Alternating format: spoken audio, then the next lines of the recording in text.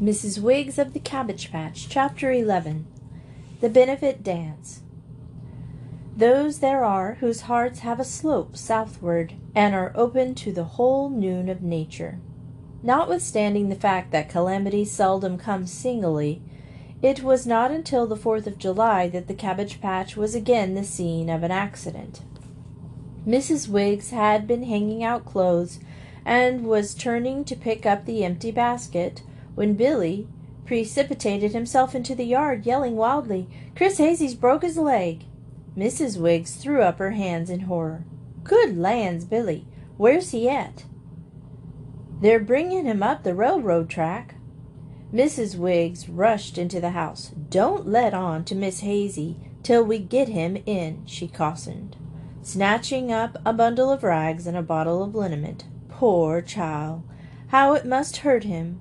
I'll run down the tracks and meet him." She was breathless and trembling with excitement as she turned the corner at Mrs. Schultz. A crowd of boys were coming up the track, pushing a wheelbarrow in which sat Chris Hazy, the merriest of the lot, waving a piece of his wooden leg in the air. Mrs. Wiggs turned upon Billy. "I never lied, Ma. I said he broke his leg." The boy gasped, as best he could for laughing. "And you never asked which one." "Oh, boys, get on to the rags and arcany." Such a shout went up that Mrs. Wiggs laughed with the rest, but only for a moment, for she spied Miss Hazy tottering towards them, and she hastened forward to relieve her anxiety. "It's his peg stick," she shouted. "P-E-G, stick." This, informed, instead of bringing relief to Miss Hazy, caused a fresh burst of tears. She sat down on the track, with her apron over her face, and swayed backward and forward. "Don't make much difference which one 'twas," she sobbed. "It would be 'bout as easy to get another sure enough leg as to get a new wood one. That last one cost $7, and I just sewed and saved and scrimped to get it, and now he's just busted it." The boys stood round in silent sympathy, and when nobody was looking, Chris wiped his eyes on his coat sleeves. Miss Hazy's arrival had changed their point of view. Mrs. Wiggs rose to the occasion. "Boys," she said, her voice had an inspiring tone, "I'll tell you what let's do. Let's give a benefit dance tonight, and buy Chris Hazy a new peg leg. Every fella that's willin' to help, hold up his hand." A dozen grimy hands were waving on high, and offers of assistance came from all sides. Mrs. Wiggs saw that now was the time to utilize their enthusiasm. "I'll go right back to the house and get Asia to write out the tickets, and all you boys can sell 10 apiece.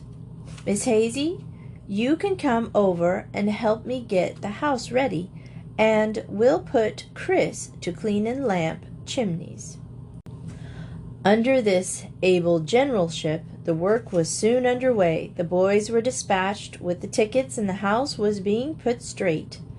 At least the parlor was. It would have required many days to restore order to the chaos that habitually existed in the house of the Wiggs. "Asia, you help me roll these here barrels out on the porch, and I'll mop up the floor. Miss Hazy, you look round the kitchen and see if you can't find a taller candle. Seems like I put one in the sugar bowl. That's it. Now, if you just cut it up right fine, it'll be all ready to put on the floor when I get it done." When the floor was dry and the candle sprinkled over it, Australia and Europeana were detailed to slide over it until it became slick. "Would you ask everybody to bring a chair, and would you have 'em all ready here?" asked Mrs. Wiggs. "Oh, I'll bring 'em ourselves," insisted Asia, who had been to a church social. So arrayed, was made on the neighborhood, and every available chair borrowed and arranged against the parlor wall. By noon the boys reported most of the tickets sold, and Mrs. Wiggs received the funds, which amounted to $6. It being a holiday, everybody was glad to come to the dance, especially as the proceeds were to help little Miss Hazy. At one time there threatened to be trouble about the music. Some wanted Uncle Tom, who usually fiddled at the dances, but others preferred to patronize home talent and have Jack Schultz, whose accordion could be heard at all hours in the cabbage patch. Mrs. Wiggs effected a compromise. "They can take turns about," she argued. "When one gets tired, and the other can pick up right where he left off, and the young folks can shake their feet till their shoes drop off. Uncle Tom, and Jack too, is a heap sight better than them mud gutter bands that play round the streets." "Wished we could fix the yard up some," said Asia, when there was nothing more to be done in the parlor. "I got a Japanese lantern," suggested Miss Hazy doubtfully. "The very thing," said Mrs. Wiggs. "We'll hang it in the front door. Billy's making a jack-o'-lantern to set on the fence. For land's sakes, what's John Baggies a-bringin' in here?"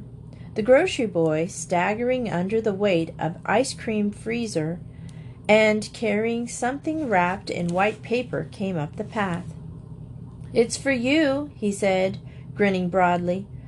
John was cross-eyed, so Miss Hazy thought he looked at Mrs. Wiggs, and Mrs. Wiggs was sure he was looking at Miss Hazy. However, the card on the freezer dispelled all doubt. "For Mrs. Wiggs on her 50th birthday, compliments of the neighbors." Under the white paper was a large white iced cake with a W in cinnamon drops on top. "How'd they ever know it was my birthday?" exclaimed Mrs. Wiggs in delight. "Why, I've even forgot myself. We'll have the cake for the party tonight. Somehow I never feel like good things belong to me till I pass 'em on to somebody else." This necessitated a supply of saucers and spoons, and friends were again called upon to provide as many as possible. The Wiggs were quite busy until 7 o'clock, when they stopped to get dressed for the party. "Where's Europeana?" asked Asia. Nobody had seen her for some time. A search had made, and she was discovered standing on a chair in a corner of the parlor, calmly eating the cinnamon drops off the birthday cake. Fingers and mouths were crimson, and the first stroke of the W was missing. Billy was so indignant that he insisted on immediate punishment. "No, I ain't gonna punish her on my birthday, Billy. She's sorry. She says she is. Besides, the cake ain't spoiled. It's just an N now, 'stead of a W. And N stands for Nancy just as good as W stands for Wiggs." The first guest to arrive was Mr. Cashmere. He had paid 10 cents towards the refreshments and proposed to get his money's worth. Mrs. Acorn came early too, but for a different reason. She was very stout, and her happiness for the evening depended largely upon the size of the chair she secured. Half the spectators had arrived before the hostess appeared. Her delay was caused by the loss of her false curls, which she had not worn since the memorable night at the Opera House. They were very black and very frizzled, and had been bought at a reduced price for a traveling salesman some 10 years before. Mrs. Wiggs considered them absolutely necessary on this state of occasion. Hence, consternation prevailed when they could not be found. Drawers were upset and boxes emptied, but with no success. When hope was about to be abandoned, Asia suddenly darted out to the shed where the children kept their playthings. When she returned, she triumphantly displayed a battered doll, armless and footless, with a magnificent crowning glory of black frizzled hair. Mrs. Wiggs waited until all the guests assembled before she made her speech of thanks for the cake and ice cream. It was a very fine speech, having been written out beforehand by Mr. Bagby. It began, "Ladies and gents, it gives me pleasure," but before Mrs. Wiggs got halfway through she forgot it, and had to tell them in her own way how grateful she was. In conclusion she said, "Couldn't nobody be more obliged than what I am. Looks like nice things is always comin' my way. Hope God'll bless you all. The musicianers have come, so we'll begin the party with a Virginia reel." The young people scampered to their places, and when Mr. Acorn made a bow to Mrs. Wiggs, she laughingly took her place at the head of the line, and at the first strains of Old Dan Tucker, she went down the middle with grace and spirit that flatly contradicted the little red 50 on the birthday cake. Swing your partner, balance all. Swing dat gal wid a waterfall. Skip light, ladies, do cakes all dough. Never mind de weather, so de wind don't blow. Old Uncle Tom was warming up to his work, and the fun waxed furious. Asia looked very pretty in her new crepe, cast shy glances at Joe Acorn, who had been keeping company of late. Billy, for whom there was no room in the reel, led off his energy in the corner by a noisy execution of the mobile buck. Australia and Europina sat in the window with Chris Hazy and delightedly clapped time to the music. When the dance ended, Mrs. Wiggs went to the door to get cool. She was completely out of breath, and her false curls had worked their way down over her eyebrows. "Look comin', Ma," called Billy. When Mrs. Wiggs saw who it was, she hastened down to the gate. "Howdy, Mr. Bob. Howdy, Miss Lucy. Can't you get right out and come in? We're having a birthday party and a benefit dance for Chris Hazy's leg." "No, thanks," said Redding, trying in vain not to look at Mrs. Wiggs' head. "We just stopped by to tell you the good news." "About Asia's position?" asked Mrs. Wiggs eagerly. "Yes, about that and something else besides." "What would you say if I told you that I was going to marry the prettiest, sweetest, dearest girl in the world?" "Why, that's Miss Lucy," gasped Mrs. Wiggs, more breathless than ever. And then the truth flashed upon her, and she laughed with them. "Oh, sure enough, sure enough.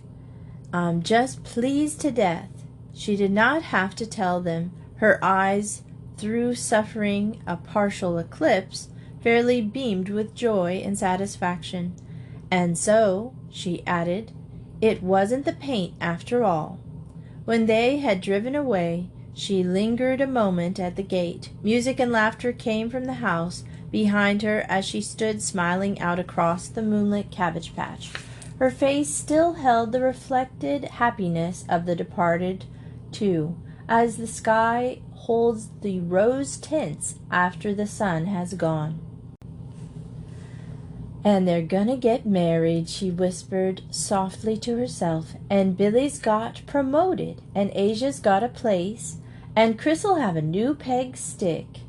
Looks like everything in the world comes right if we just wait long enough." The end. That was a funny book. I've never read that before, and I hope you enjoyed it. I liked the way she always had a good outlook on life. She always tried to find the good that was happening, even though things were hard. And I'm not quite sure what I'm going to read next, but stay tuned. And thanks for listening to Miss Retro Reads.